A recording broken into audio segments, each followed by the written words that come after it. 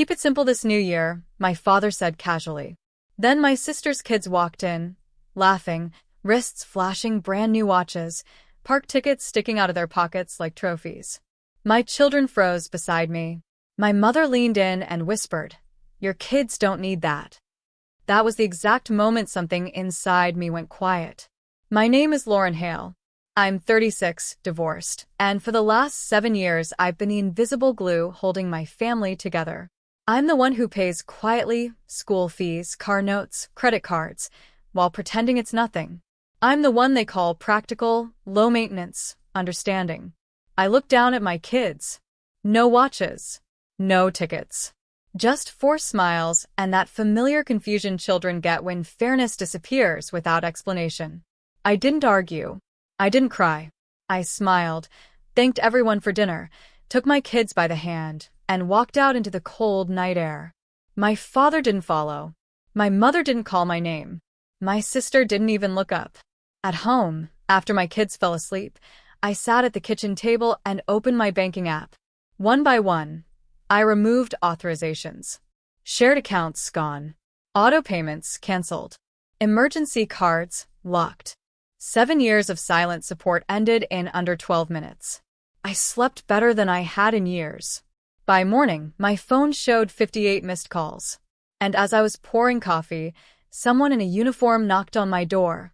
Hard, official, and very much not family. The man at the door wasn't police. Not yet. He was a private security officer for my father's building, asking, politely but firmly, if I'd made a mistake overnight. That word again. Mistake. After he left, the calls started coming faster. My sister. My mother. Then my father. I let them ring while I packed lunches, tied shoelaces, kissed foreheads. My kids didn't ask questions. They were used to silence doing the explaining. The truth is, this didn't start on New Year's. It started years ago, after my divorce, when I moved back temporarily. Temporarily turned into forever. I paid because I could. I paid because it was easier than fighting. My sister had excuses. Kids are expensive. My parents had reasons. We're retired. And I had a role. The dependable one. The quiet one. The one who didn't need much. That night at dinner wasn't about watches or tickets. It was about hierarchy. About who mattered. When my father finally texted, "Call me now," I stared at the screen and realized something chilling. They didn't miss me. They missed my access. I finally answered my father's call that evening. His voice wasn't angry. It was confused, like a man who'd just discovered the floor had dropped out from under him. "There's an issue with the accounts," he said. "Not are you okay? Not what happened. Just numbers." I told him calmly that I'd reorganized my finances. That I needed to focus on my kids this year. Silence followed. Then my mother took the phone. Her tone sharpened instantly. "You embarrassed us," she said. "Walking out like that." The children noticed. Which children? I almost asked. Hers or mine? My sister texted next. Paragraphs. Accusations. "You ruined New Year." The park tickets were already paid for. That line made my chest tighten, because I knew exactly who'd paid for them. As the calls piled up, the pattern became impossible to ignore. No one asked why I left. No one mentioned my kids' faces at that table. They were panicking because bills were bouncing. Cards were declining. Access was gone. Then a message came through from a number I didn't recognize. "This is Officer Grant. Please return my call regarding a financial concern reported by your family." My hands went cold, not from fear, but from clarity. They hadn't just noticed my absence. They'd tried to punish it. I returned Officer Grant's call with my voice steady and my door locked. He explained, carefully, that my family had reported suspicious financial behavior. Shared funds. Unauthorized changes. Words chosen to sound criminal instead of what they were. Inconvenient. I invited him over. When he arrived, I laid everything out on the dining table, printed statements, authorization forms, timestamps. 7 years of transfers. Tuition payments. Credit cards in my father's name that I'd been paying off monthly. I watched his expression change, inch by inch. These accounts were always yours, he asked. Yes, I said. They just got used to forgetting that. He left with an apology and a warning, not for me, but for them. The real humiliation came an hour later when my sister called, screaming. Do you know what you did? She yelled. Dad had to explain everything. To everyone. Apparently, she'd already told relatives I was unstable. Ungrateful. The officer's visit had unraveled that story fast, right in front of them. For the first time, they weren't whispering about me behind closed doors. They were being questioned out loud. And I wasn't done talking yet. That night, after the calls finally slowed, I sat alone with a notebook and a cup of untouched tea. I didn't write angry words. I wrote numbers, dates, patterns, who paid what, and who took credit for it. I realized something important. Cutting them off wasn't revenge. It was only the first correction. They'd built their comfort on my silence, on my refusal to document, to name things, to draw lines. That wouldn't happen again. I called my bank the next morning and requested a full historical report. Then I contacted an attorney, not to sue, not yet, but to understand exposure. What they could accuse me of, what I could prove. When my mother showed up at my door unannounced, crying about stress and embarrassment, I didn't invite her in. I listened through the screen door, while she apologized in vague circles. You know we appreciate you, she said. Not we hurt you. Not we were wrong. I thanked her calmly and said I needed space. Inside, my kids were laughing at a cartoon.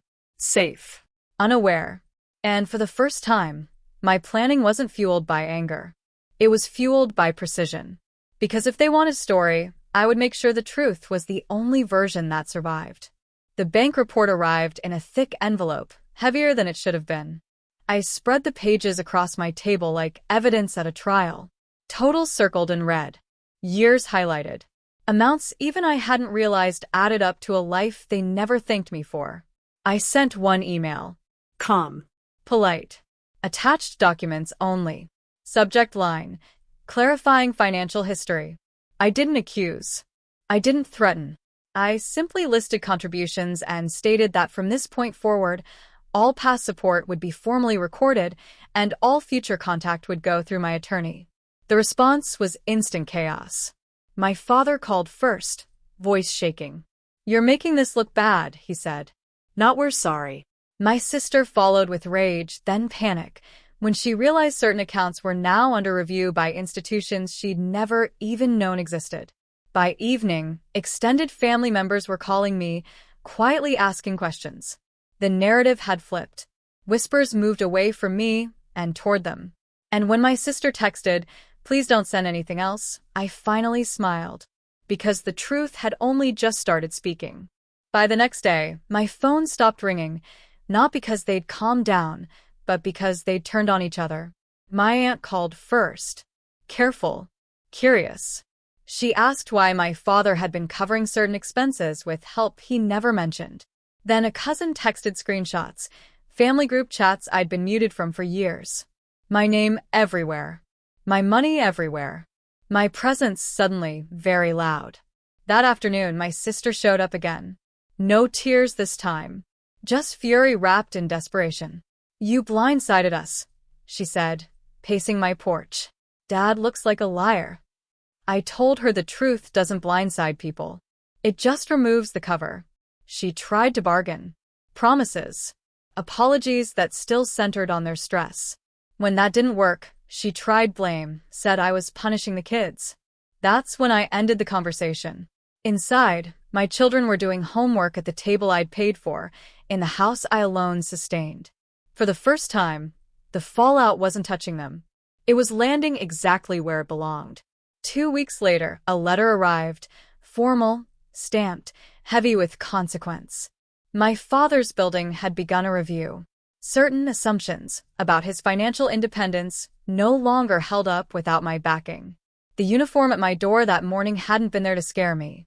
It had been the first crack in their foundation. My parents asked to meet. Public place. Neutral ground. I declined. Instead, I sent one final message, clear, documented, and calm. I wished them well. I stated boundaries. I confirmed that my children and I were stepping away indefinitely. No insults. No victory speech. That night, I tucked my kids into bed and realized something quietly powerful. They hadn't asked about their grandparents in days. The weight was gone. The confusion, too. I stood at the window, watching the streetlights flicker on, and felt something I hadn't in years: peace without permission. The doorbell never rang again. And for the first time, the silence felt earned.